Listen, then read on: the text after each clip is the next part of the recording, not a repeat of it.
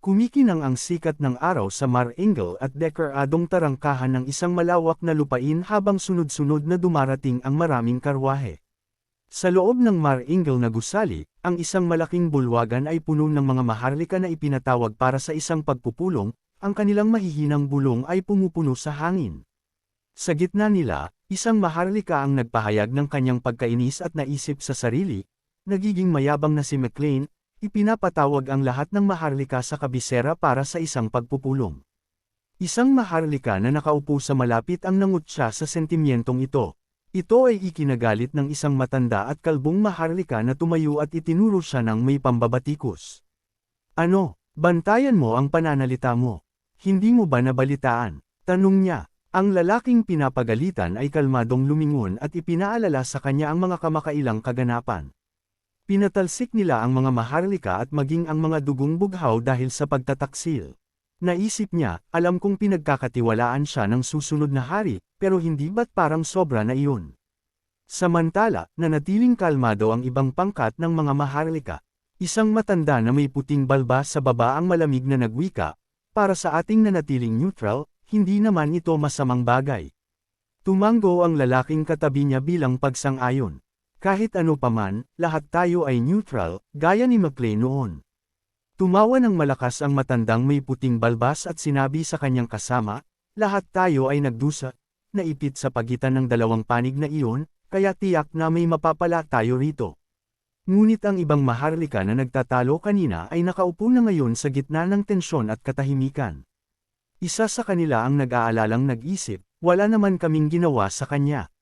Biglang humakbang ang isang attendant, ang kanyang boses ay umalangaw sa tahimik na bulwagan. Lord Logan McLean, ang malalaking pinto sa dulo ng silid ay bumukas, na nagpapakita sa isang figurang nababalot ng liwanag. Sa pamamagitan ng mga dahan-dahan at siguradong hakbang, pumasok si Logan McLean sa bulwagan. Lahat ng mata ay nakatingin sa kanya, pinagmamasdan siya ng mga maharlika ng may halong kaba at pag-asa habang naglalakad siya patungo sa kumpol ng mga tao sa ilalim ng malaking chandelier. Huminto si Logan sa harap ng mga maharlika, ang kanyang tingin ay lumingon sa buong bulwagan. Salamat sa pagtitipon sa kabila ng madali ang abiso, simula niya, ang kanyang boses ay kalmado ngunit matatag. Tumigil siya sandali bago ginawa ang kanyang deklarasyon. Ang dahilan kung bakit ko kayo tinawag dito ay upang bumuo ng isang bagong gobyerno. Isang alon ng gulat ang damaloy sa karamihan. Ang mga maharlika na umaasa dahil sa kanilang pagiging neutral ay kitang-kitang natuwa, nakakakita ng pagkakataon para sa kapangyarihan. Kumikinang ang kanilang mga mata habang iniisip ang bagong gobyerno at ang posibilidad ng isang mataas na posisyon. Tumayo si Count Floyd at tumikim, na nakuha ang atensyon ng lahat. Sa pamamagitan ng isang kumpiyansadong ngiti, hinarap niya ng direkta si Logan. Ang pagpuksa sa mga traidor at pagbuo ng isang bagong bansa ay dahil sa inyo, Lord Logan. Magtitiwala kaming lahat na gagawin niyo ang tama. Pagkatapos ay ibinaling ng unang maharlika ang kanyang atensyon sa mga mas nag-aalalang miyembro ng karamihan. Tama iyon, Count Floyd, sabi niya. Wala kaming duda sa iyong mga rekomendasyon, Logan. Ang mga bulong ng pagsang-ayon ay kumalat sa bulwagan habang idinedeklara ng mga maharlika, gagawin namin ang iyong nais. Pinakinggan ni Logan ang kanilang mga papuri, at naisip sa sarili, tama, magsalita pa kayo. Talagang sumisipsip sila sa akin. Isang maliit at kumpiyansadong ngiti ang lumitaw sa kanyang mga labi habang ipinipikit ang kanyang mga mata. Iyon naman talaga ang intensyon ko. Kung gayon, hayaan niyo akong sabihin muna ang nasa isip ko. Isang attendant ang nagsimulang mamahaji ng mga dokumento sa mga maharlikang naroon. Muling nagsalita si Logan sa kanila. Ito ang mga kandidatong pinili ko sa loob ng maikling panahon na mayroon ako, kaya magsalita kayo kung mayroon kayong anumang tutol. Binasa ng matandang maharlika na may puting balbas ang listahan, ang kanyang kumpiyansa ay naglaho habang may butil ng pawis na gamulong sa kanyang sentido. Bulong niya sa kawalan ng paniniwala. Siya at ang iba pang mga maharlika ay tumingin pababa mula sa balkonahe, ang kanilang mga mukha ay namumutla sa gulat. Ang pagpipiliang ito, mula sa pangunahing palapag, tumingin sa kanila si Logan, may mapang uyam ng ngiti sa kanyang mukha, malinaw na inaasahan ang kanilang reaksyon. Tapos na ang digmaang sibil, ngunit hindi lahat ay naayos na. Ang naging bunga ay malubha, ang lupain ay may mga pilat ng labanan. Inabot ng mahigit 1 linggo para lamang linisin ang larangan ng digmaan. Ang Sword Duke na siyang nag-asikaso sa lahat ay inabot ng 1 pang linggo bago nakabalik sa kabisera, ang Grand. Hindi nagtagal matapos siyang bumalik, ang koronasyon, ang rurok ng lahat ng kanilang pagsisikap, ay naganap. Sa loob ng isang mar-ingle na bulwagan na nababalot ng liwanag mula sa mga stained glass na bintana, nagtipon ng mga maharlika at opisyal. Sa harap, isang lalaki na nakaseremonyal na kasuotan ang nakatayo sa isang lectern. Ang mga tao ay bumubulong sa pagkamangha. Ito ang Archbishop Crimson Matthew. Sa pamamagitan ng isang seryosong ekspresyon, binuksan ng Archbishop ang koronasyon at hinarap ang pagtitipon. Ang koronasyon ng ika-42 na hari ng Grandia, ang 1000 taong kaharian, ay magsisimula na ngayon. Sa madla, isang batang maharlika ang nanunood ng may pananabik. Wow, ama, magsisimula na talaga ang koronasyon, sabi niya. Sumagot ang kanyang ama ng may seryosong mukha. Ikaw ang tagapagmana ng ating pamilya, kaya manood kang mabuti. Itinuro niya ang paningin ng kanyang anak sa harap. Tumingin ka sa kanan ng trono lalo na. Ang dalawang iyon doon, ang mga susing tauhan sa digmaang sibil na ito. Nakaupo sa mga pwesto ng karangalan sina Logan McLean at ang Sword Duke. Lumaki ang mga mata ng anak nang makilala sila. Alam ko, ang Sword Duke at ang kanyang estudyante, si Logan McLean, di ba? Nararamdaman niya ang matinding presyon na nagmumula sa kanila, kahit sa malayo.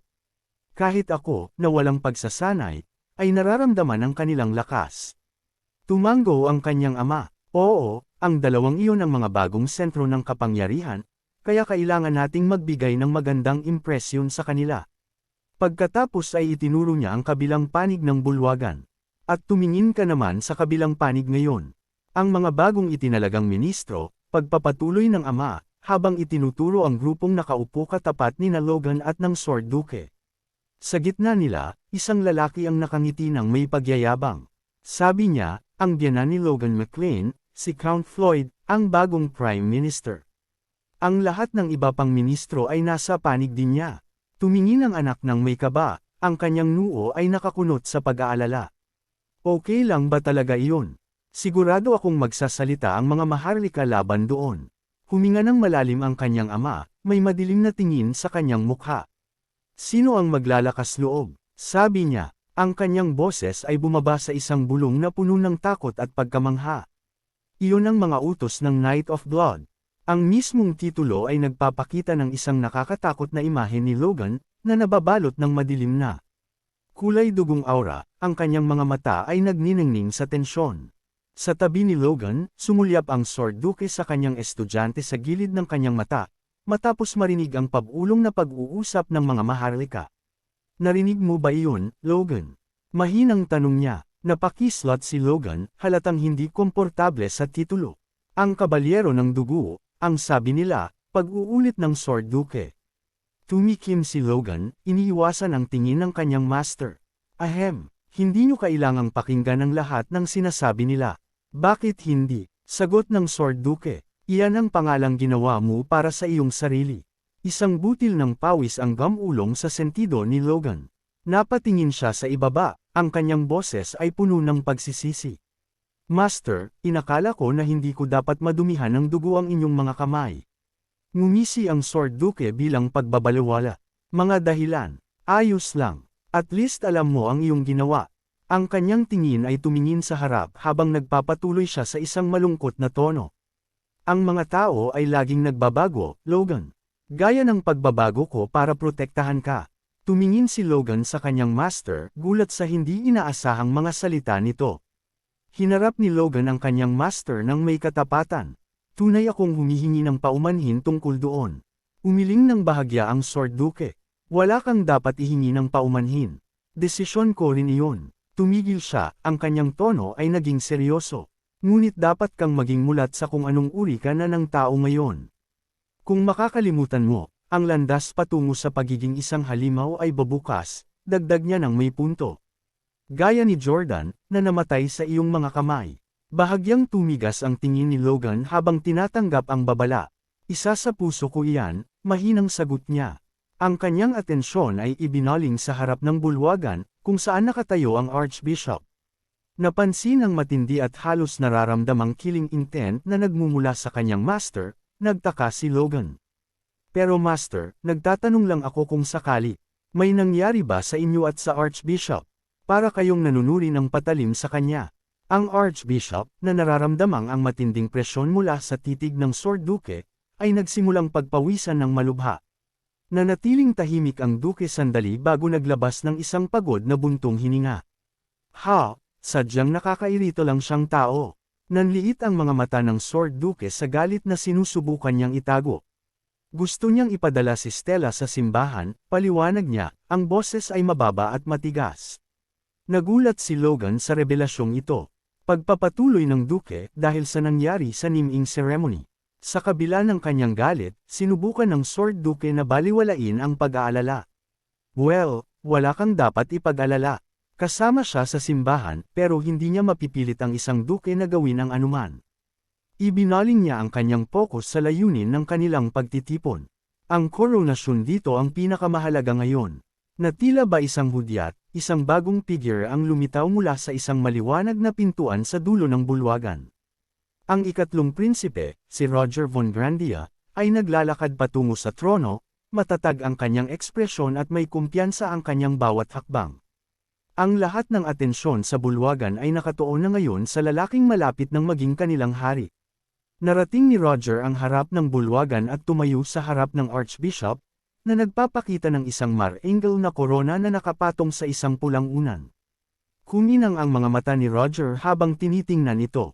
Ang korona mismo ay naglalabas ng mainit na gininto ang liwanag, ang kapangyarihan nito ay nararamdaman kahit sa malayo, at ang mga nanunood na maharlika ay nakamasid sa gitna ng gulat na katahimikan. Ito ang korona ng isang regent, isang 5th class artifact na ibinibigay lamang sa mga inapo ng Grandia. Sa gitna ng isang dakilang seremonya, itinaas ng Archbishop ang artifact at dahan-daang ipinatong sa ulo ni Roger. Habang lumalapat ang korona, isang maningning na liwanag ang bumalot sa bagong hari, na hudyat ng pagtatapos ng ritual. Isang malakas na agos ng enerhiya ang sumabog mula sa korona, ang liwanag nito ay panandaliang nakasilaw sa lahat ng nasa bulwagan. Nang hamupa ang liwanag, isang makapangyarihang asul na aura ang bumalot kay Roger. Namamanghang nanood si Logan, na pagtatanto ang nangyayari. Ang liwanag ng korona ay naging mana at damaloy patungo sa prinsipe. Naalala ni Logan na nakita na niya ang katulad na penomena noong nakatagpo niya ang dating hari. Ngunit noong panahong iyon, hindi pa ganoon katalas ang kanyang pakiramdam para lubos itong maunawaan. Ngayon ay naiintindihan na niya. Mayroong isang high-ranking na protection magic na nakapaloob sa korona. Hinawakan ng Archbishop ang mga kamay ni Roger, at ngumiti ang bagong hari, nararamdaman ang dambuhalang kapangyarihang dumadaloy sa kanya. Habang nasasaksihan ito, isang madilim na kaisipan ang pumasok sa isip ni Logan. Sa ganitong katinding magic na pumoprotekta sa monarko, dapat ay naging napakahirap para sa dating hari na ma-assassinate. Pinanood ni Logan ang seremonya ng may malalim na pag-iisip, isang bagong hinala ang nabubuo sa kanyang isipan. Hindi kaya ang imperyo ang may gawa ng asasinasyon. Ngayong nakaupo na sa mar-angle na trono, hinarap ni Haring Roger ang korte, ang kanyang boses ay umaalingaw-ngaw sa bulwagan. Para sa kaluwalhatian ng bagong kabanata ng Grandia, gagantimpalaan ko ang mga lingkod ng hari na nagserbisyo. Ang kanyang tingin ay natuon kay Logan. Sir Logan McLean, humakbang ka sa harap. Sa utos ng hari, tumayo si Logan mula sa kanyang upuan at binagtas ang kahabaan ng red carpet. Huminto siya sa harap ng trono at lumuhad ng may paggalang. Tumingin sa kanya si Haring Roger nang may ngiti ng pagsang-ayon. Ang Sir Logan McLean na nakatayo sa harap ko, pahayag ng hari, ay isang bayani na pumaslang sa traidor na si Jordan Baltermin. Nagpatuloy ang papuri ng hari. Isa rin siyang haligi ng kaharian, na sumusunod sa landas ni Lord Felix Esperanza. Ngumiti siya kay Logan at idinagdag, ngunit mas mataas ang pagturing ko sa iyong mga taktika kaysa sa iyong pisikal na lakas. Ang hindi inaasahang papuri ay talagang ikinagulat ni Logan, at halos hindi niya mapigilan ang mabulunan sa gulat. Sa loob niya, siya ay nalilito. Ano, taktika? Hindi batid ang panloob na kalituhan ni Logan, nagpatuloy si Haring Roger sa kanyang talumpati sa korte. Nakita niya ang kamalasang darating sa bansang ito ilang taon na ang nakalilipas. Pinabagsak niya ang mga kurakot na maharlika at ipinangako sa akin ang korona. Ang mga nagtitipong maharlika ay napasinghap sa pagkamangha sa revelasyong ito. Ang kanilang mga mukha ay halo ng gulat at paghanga. Habang inilalarawan siya ng hari bilang isang perpektong strategist, naisip ni Logan sa sarili. Pero halos ilang beses din akong pumalpak kahit na alam ko na ang mangyayari sa hinaharap. Tinapos ni Haring Roger ang kanyang deklarasyon, ang kanyang boses ay matatag. Gaya ng nakita, tapat niyang pinagsilbihan ang bansa. At gagantimpalaan ko si Sir Logan McLean, at ang House McLean ang nararapat. Nagsimulang sabihin ni Haring Roger ang mga gantimpala. Una, ang kalahati ng mga teritoryong kinuha mula kay Marquis Kalia. Ang mga damalong maharlika ay nagbulungan sa gulat dahil sa laki ng regalo. Nagpatuloy ang hari, at kalahati ng mga teritoryong kinuha mula kay Marquis Cahill. Tahimik na nanunood ang Sword Duke habang ipinahahayag ng hari, ang lahat ng ito ay iginagawad sa kanila. Isang ngiti ang lumitaw sa mga labi ni Haring Roger habang naghahanda siyang ayanunsyo ang huli at pinakaimportanteng gantimpala. At sa huli, ibinabalik ko ang mga dating titulo at karangalan ng House McLean, at iniuutos ang promosyon nito sa isang marquisate. Hindi pa tapos ang hari. Bukod pa rito, iginagawad ko kay Logan McLean ang titulong Count, hiwalay sa promosyon ng House McLean. Yumuko ng malalim si Logan, tinatanggap ang mga titulo at lupain na ipinagkaloob sa kanya.